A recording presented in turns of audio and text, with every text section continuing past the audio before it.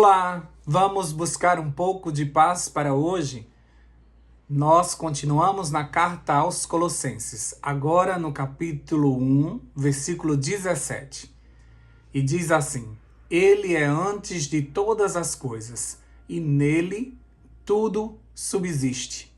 Lá no versículo 15, Paulo dá 2 títulos para Jesus. E antes de entendermos o segundo título dado a Jesus, que é o primogênito da criação, precisamos entender que através do versículo de hoje, ele vem antes de todas as coisas. E isso não indica que ele foi criado primeiro, mas sim que ele é o Criador e mantém todo o universo conectado. Não apenas como Criador, mas também como Redentor. Por isso que nele tudo subsiste. Portanto, a primogenitura indica supremacia, que significa o quê? Incontestável superioridade. Poder supremo, superioridade completa. Muitos pensam que a primogenitura é dada apenas ao primeiro filho. Mas nós percebemos ao longo da história da humanidade que os filhos que vieram depois muitas vezes receberam esse título de honra pelo seu grau de relacionamento com Deus e na própria família ele era o destaque. Exemplo claro sobre isso é Isaac, Jacó, José e até mesmo Davi, que era o filho mais novo, era o caçula e se tornou um primogênito para Deus. Até o próprio povo de Israel foi considerado primogênito para Deus dentre todas as nações que já existiam. Como diz lá em Êxodo capítulo 4, versículo 22. Então, quando Paulo apresenta Jesus como Criador, quando ele diz que tudo foi feito por meio dele e para ele, Colossenses capítulo 1, versículo 16, ele está deixando claro que ele é quem decide o que fazer com a humanidade e o mundo, uma vez que foi ele que criou tudo isso. Adão e Eva foram criados por ele e receberam deles o domínio para cuidar de toda a terra, de toda a criação. Quando o casal desobedece, na verdade, eles estavam entregando o domínio a Satanás. E por isso que lá naquela reunião, registrada no livro de Jó, quando todas as pessoas, os representantes dos planetas se encontram lá para uma reunião, Satanás diz que está na reunião representando a Terra. Então, quando o casal passa esse domínio para o inimigo, desobedecendo a Deus, Jesus, na sua supremacia, poderia ter virado as costas. E como Criador de tudo, ter ido criar um novo planeta e ter desistido desse. No entanto, ele também tem amor supremo por nós e resolve nos comprar a preço de sangue, conforme a lei exigia. E por isso ele se torna o primogênito dentre os mortos. Em conselho com seu pai, ele decide morrer em nosso lugar. Como o Criador de todas as coisas, ele resolve morrer no lugar da sua criação. Ou seja, o primeiro a decidir pela morte, antes mesmo que o primeiro homem morresse na terra. Então ele já tomou essa decisão desde a eternidade. E por isso que ele se mantém na supremacia de todas as coisas, até mesmo diante da morte. Por isso, toda honra, glória e poder lhe foram dadas no céu e na terra, pois somente ele é digno. Diz lá em Colossenses capítulo 1, versículo 18, e eu aconselho você a ler até o 20. Mas no 18 diz assim: Ele é a cabeça do corpo, que é a igreja, é o princípio e o primogênito dentre os mortos, para que em tudo ele tenha a supremacia. Lembra o que eu disse sobre a supremacia? É incontestável superioridade, poder supremo, superioridade completa. Ou seja, ele tem um domínio sobre tudo, até a morte será vencida por ele. E como Paulo mesmo diz, será o último inimigo a ser destruído, é a morte. E depois de todo esse plano perfeito, ainda tem pecador como eu e você tentando, com suas obras, pagar algo que somente o Criador poderia ter feito. Você precisa entender de uma vez por todas que, mesmo sem entender, sua parte é aceitar, glorificar e espalhar essas boas novas ao mundo. Nada do que você fizer paga a salvação. Você pode ter 20 cargos na igreja. Isso não te torna melhor do que ninguém. Porque quem pagou o preço da nossa salvação foi o único que poderia ter feito isso, o nosso Criador, Jesus Cristo. Então nós devemos aceitar, dar graças a Deus por isso, louvar ao Senhor permanentemente, porque Ele nos salvou. O que precisava ser feito foi feito. Agora nós deveríamos viver como salvos, nos comportar como pessoas salvas e levar essa mensagem a quem ainda não conhece. Tem pessoas que não têm nenhuma perspectiva, que não têm nenhuma esperança, que elas não gostam desse mundo, elas vivem aqui à força e elas não têm na sua mente nenhum outro lugar para ir. Elas não imaginam que existe uma vida eterna, elas não imaginam que Jesus vai voltar. Tem pessoas que ainda não têm esse conhecimento. E tem pessoas que têm esse conhecimento, mas vivem colocando na frente dificuldades. Eu não mereço, eu só faço coisa errada, eu não consigo ser santo, eu não consigo me salvar. E elas precisavam entender esse plano maravilhoso da justificação pela fé. Alguém tomou o lugar deles, pagou o preço e agora eles têm direito à vida eterna em Cristo Jesus. Isso é fantástico, sabe? É uma mensagem poderosa que muitas vezes humanamente é difícil de entender porque a gente não está acostumado com isso, alguém fazer tudo no nosso lugar. Desde criança nós aprendemos a nos virar, a correr atrás. As pessoas nos ensinam o tempo todo que até mesmo a nossa felicidade nós temos que correr atrás, passando por cima de qualquer pessoa para conseguir isso.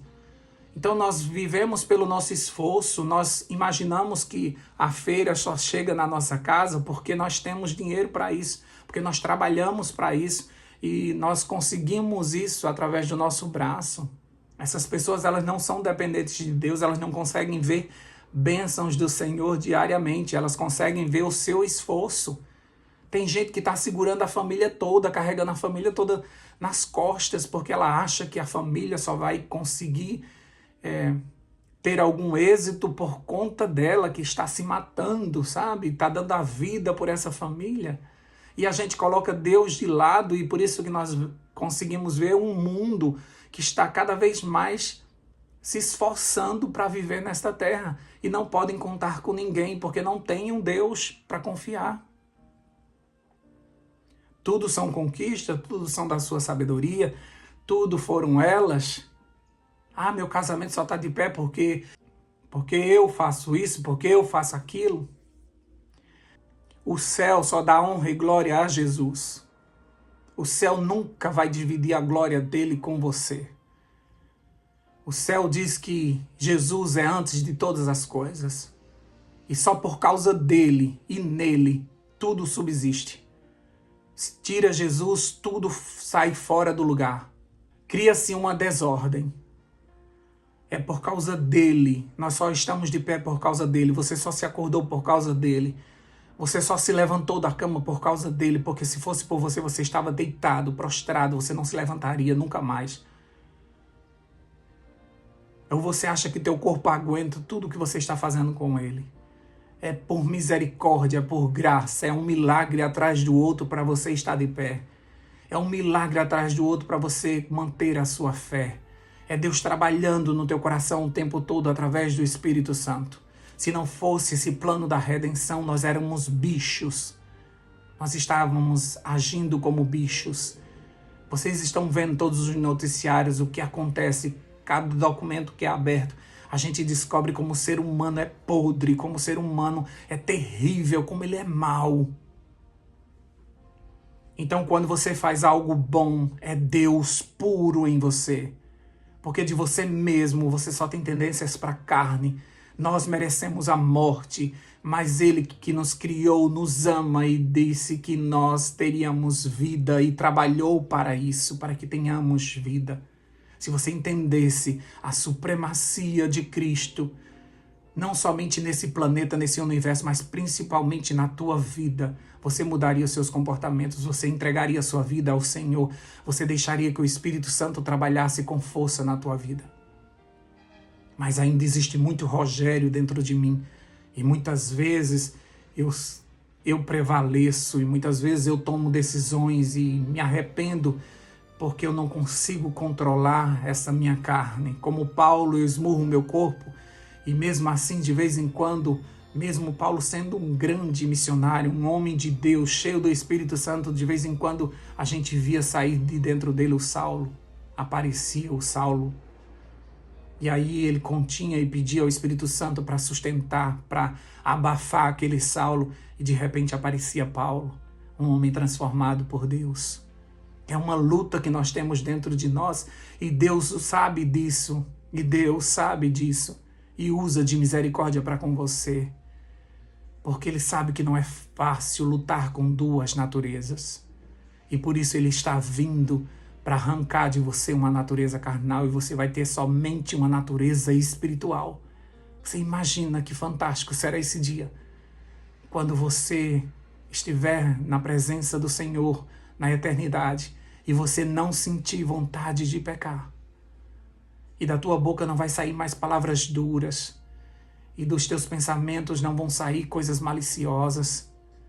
E do teu coração só vai fluir coisas boas. E quando você abrir a boca só sai bênçãos. Você imagina como será fantástico esse dia. Esse que é poderoso para criar todas as coisas, que criou tudo que você vê neste mundo e o que você não vê. Ele pode criar em você uma natureza espiritual, somente espiritual. Eu creio nisso e por isso que eu avanço. E por isso que mesmo caindo eu me levanto e continuo a caminhada, porque eu sei que eu estou do lado vencedor e eu estou caminhando para a eternidade. Aquele que é poderoso para fazer todas as coisas há de transformar o meu coração de pedra num coração de carne. E eu sei que Ele pode fazer isso na tua vida. Então deixa o Senhor ser o único, o supremo, o primeiro na tua vida. E você vai ver as coisas sendo transformadas diante de você e dentro de você. Vamos orar por isso? Deus querido, nós cremos que Jesus Cristo é o nosso Criador, Salvador, Redentor. É aquele que teve um plano maravilhoso de como Criador dar a sua vida pelas criaturas. Pagou um preço alto, mas nos deu um prêmio soberano que nós iremos receber das tuas mãos, a vida eterna. É muito difícil viver nesta terra, Pai. É muito difícil lutar com essas duas naturezas. É muito difícil. Um dia está bem, outro dia está ruim. É muito difícil permanecer no caminho.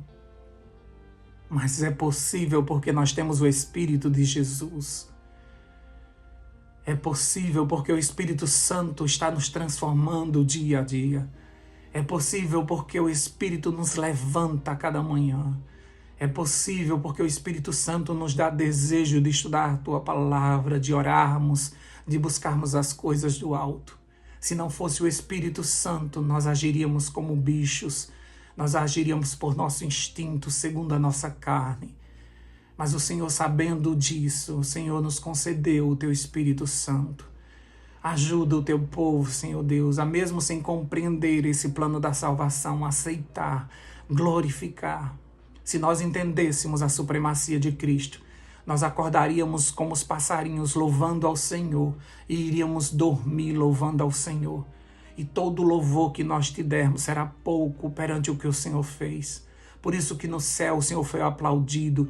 Ao chegar no céu foi recebido com uma grande festa. Foi dado todo o poder, toda a glória, toda a honra ao Senhor Jesus Cristo, porque Ele é digno, porque Ele pagou um alto preço para que o universo voltasse à sua harmonia. Oh Deus querido, ajuda o teu povo a compreender, ajuda o teu povo a buscar esse Cristo, a entronizá-lo em seu coração. Que a gente não tome decisões segundo o que nós achamos, mas que nós consultemos o Espírito o tempo todo. Assim como Jesus, quando esteve nessa terra, todas as madrugadas, ia buscar a presença do Senhor através do Espírito Santo para entender o que fazer durante aquele dia. E quando ele terminava seus momentos de oração, ele estava cheio do teu poder, e ele sabia o que falar, e ele sabia a quem curar. Queremos ser orientados pelo Senhor e te pedimos mais algumas coisas, Pai. Nunca retire de nós a tua misericórdia. Obrigado porque ela foi renovada nessa manhã. Nunca retire de nós o teu Espírito, porque é Ele que nos mantém na tua presença. Dá-nos a vitória do dia de hoje. Em nome de Jesus nós oramos e desde já te agradecemos. Amém, amém, amém. Paz para hoje é o que eu desejo para você.